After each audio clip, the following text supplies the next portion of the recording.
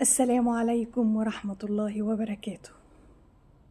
رحمة زين، تفتكروا في حد يقدر يجي جنب الشعب اللي فيه واحدة زي رحمة زين؟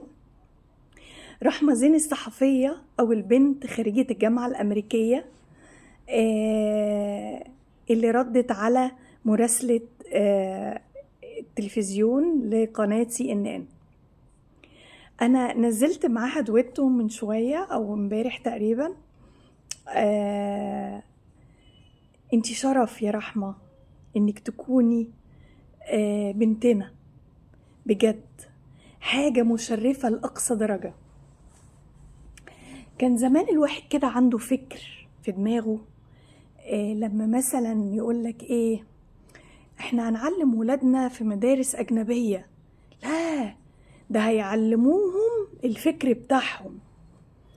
يعني مش عارفة، كان الكلام ده كان سائد من زمن.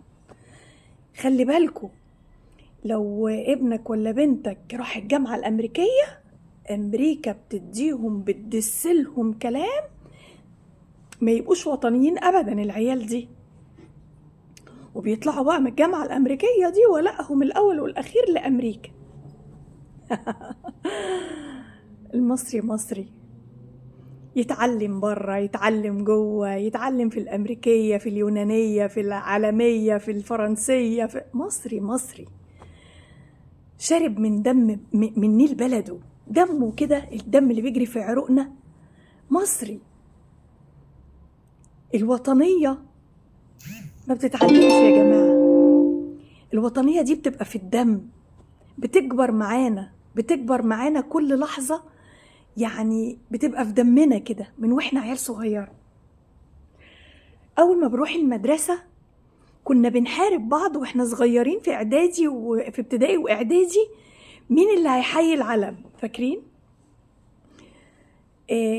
واللي يقف في النص عشان هو اللي هيقول تحية العلم، تحية جمهورية مصر العربية، هو اللي هيقول كده. كانت بتبقى حرب، مين اللي هيختاروا مدرس الموسيقى لتحية العلم.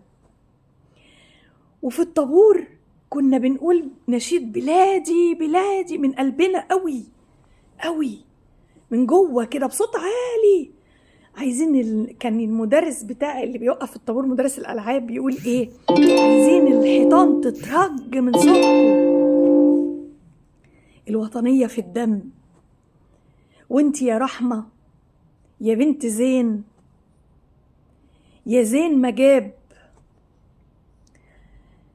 يا زين مجاب، بجد. البنت اختصرت على فكرة يا جماعة ب1000 مقالة، ب1000 اجتماع، ب1000 مؤتمر، بآلاف، مش 1000 واحد. كلمة زين دي، بنت زين، رحمة زين، للكاذبة، كاذبة حسبي الله ونعم الوكيل، ب1000، يعني جندي في الحرب. البنت دي جندي في الحرب. البنت دي بكلامها وبقوتها وبثقتها وهي بتتكلم معاها، اقسم بالله العلي العظيم جندي في حرب، شايله سلاحها وبتحارب بيه، علمها، ثقافتها، لغتها. يا ريت كل اللي معاه لغه وكل اللي يعرف اسلوب يتكلم بيه ووصل صوته لبره يعمل كده. فين ولادنا بتوع ألسن، خريجين الإيطالي وخريجين الألماني وخريجين، ده في ناس خريجين عبري، فين انتوا؟ صدقوني كل حاجة بتأثر، كل كلمة بنقولها بتأثر، كل فكرة بنقولها لبعض بتأثر. كفاية انها بتصحي جوانا الوطنية وحب بلدنا. هو ما بينامش، بس هو يعني بنسهى عنه كده في زحمة الدنيا وفي اللي احنا فيه. بجد يا رحمة، كلنا، كل ستات وكل بنات وكل طفلة في مصر، انتي قدوة بطريقتك وبأسلوبك وبهدوءك في الكلام وثقتك في الكلام ووقفتك وطريقتك اللي بتتكلمي بيها، وامتى تقولي عالي وامتى توطي وامتى تدخلي فيه، يعني انت تدرسي. موقف رحمة زين ده يدرس في الجامعات والله العظيم. بنت بمليون راجل، بمليون راجل. مصر ما خلفتش بنات، مصر خلفت رجالة. وقت الشدة بيبان جدعنتهم ووقفتهم ورفعهم سلاحهم في وش أي حد. والسلاح علم، السلاح معرفة، السلاح كلمة تذبح قبل ما يكون سلاح.